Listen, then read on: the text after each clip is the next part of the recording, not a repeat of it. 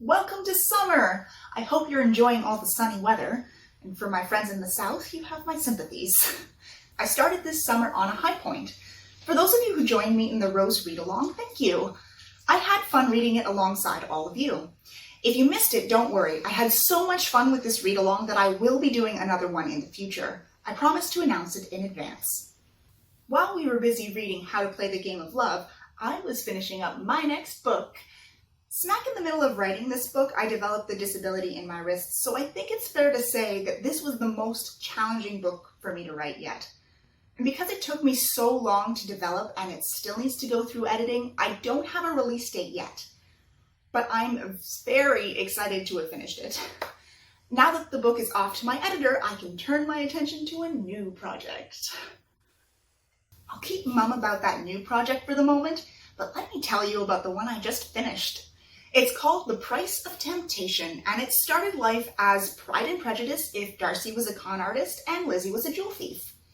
It's deviated a little bit from that since Adam and Lily are their own characters, but in some ways it has remained true. It's an enemies to lovers book involving secrets and misunderstandings. Adam and Lily are an estranged married couple with a complicated past, and when she's blackmailed into stealing an ancient Egyptian artifact, she has no one to turn to for help but the confidence man she married. This book was challenging but fun to write. It's forthcoming from Untitled Publishing, and I will let you know when to expect it. I've been going over and under and through the rabbit hole of research, both for the books I've been writing and for potential forthcoming books. And while I was doing so, I found something, well, let's call it interesting. As a dog lover, I don't particularly like it. You see, in the 18th century, instead of guinea pigs or lab rats, medicines were tested on, you guessed it, dogs. So sorry, babes, I would never do that. I looked into one specific case where in 1731, after the death of two women, a scientist named Thomas Mattern was testing a medicine called cherry laurel water. He experimented with the doses on his dogs, and eventually this compound was ruled a poison, not a medicine. Almost 90 years down the road, in 1815, 1820-ish, when the chemical providing the beneficial effects could be isolated, it, hydrocyanic acid, was once again recognized as a medicine. Neat, but those poor dogs. On a more cheerful note, it's time for Ask Harmony Anything. Today I'm answering the question, what does a typical workday look like? The answer to this changes from time to time, so let me answer this for the routine that I've found since moving into my gorgeous new home. I start the day with tea, a walk with the dog, checking my social media accounts and responding to messages, and reading for about half an hour or so for pleasure. Over the past year and a half, the developing disability in my wrists has forced me to incorporate more breaks into my workday. Typically, I will now spend the morning editing, often while playing Civilization VI with my partner. As it turns out, the different wrist movements and frequent breaks in each activity actually helps. By noon, I'll need a prolonged break. This is when I wrap my wrists in my heating pad and turn on an audiobook. Sometime before supper, I'll ensconce myself in my office and dictate the next chapter of the book that I'm working on. If this project happens to be for my day job, I will edit this chapter after supper. On off days, I work 3 days a week for clients and 3 days a week on my books. I'll give my wrists a break and spend the evening with another audiobook.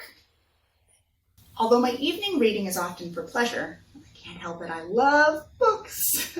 I try to sneak in at least an hour a day for research or potential research for future projects. This year I have read about early medical practices, murder, and pirates, though not all from the same book. Before the summer is over, I have a list of no less than 22 new releases that I want to read. I'm not sure if I'll get around to reading all of them since I also want to read this year's Hugo nominees and keep up my nonfiction reading, but I'm a voracious reader, so you never know. Here are my top 5 picks for the summer in no particular order. The Right Swipe, I Live and Die for Alicia Rai. Oh, hey, that rhymed. Her Forbidden Heart series is brilliant, so I am hyped for this new series. I hear there are connecting characters.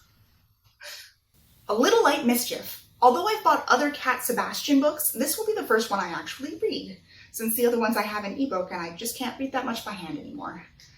That being said, it sounds like so much fun and I am so looking forward to it. The Lady's Guide to Celestial Mechanics by Olivia Waite. Honestly, I've been salivating for this one for months. I film my newsletters a couple weeks in advance before I post them to allow for editing time, and I honestly hope that I will have read this one by the time I post this video. So good, I want it so bad. The Wallflower Wager. Are you surprised a Tessa Dare book made my list? You shouldn't be. Her books are always hilarious, so I can't wait for Penny and her animals. I know I will laugh out loud. I always do. Pride, Prejudice, and Other Flavors by Sonali Dev. Honestly, Pride and Prejudice retellings by authors of color should be an entirely separate list because I have no less than 3 of them on my to-read list this summer. I can't wait. Feel free to reach out with your most anticipated reads for the summer, new or not. I love to add new books to my TBR pile. Until next time, happy reading.